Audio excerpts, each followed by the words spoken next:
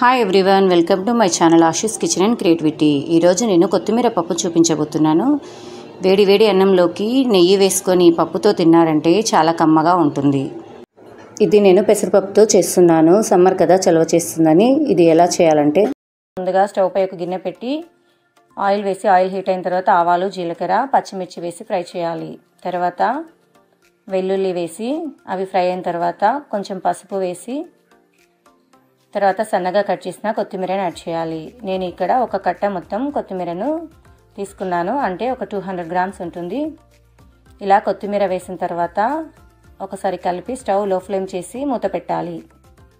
ఈ పప్పులో వేరే కూరలు వేయట్లేదు, ఓన్లీ మొత్తం కొత్తిమీరతో చేస్తున్నాను. అందుకే కొంచెం పచ్చివాసన పోయేంత వరకు మగ్గించి తర్వాత ఉడికించి పెట్టుకున్న పెసరపప్పుని యాడ్ చేయాలి. పప్పు యాడ్ చేసిన తర్వాత టేస్ట్కి సరిపడా సాల్ట్ వేసి మళ్ళీ ఒక 5 మినిట్స్ ఉడికించాలి. చాలామంది పిల్లలు కొత్తిమీర పక్కకు పెట్టేస్తారు కదా, ఇలా ఒకసారి పప్పు చేసి పెట్టండి, వాళ్ళకి తెలియకుండానే తినేస్తారు.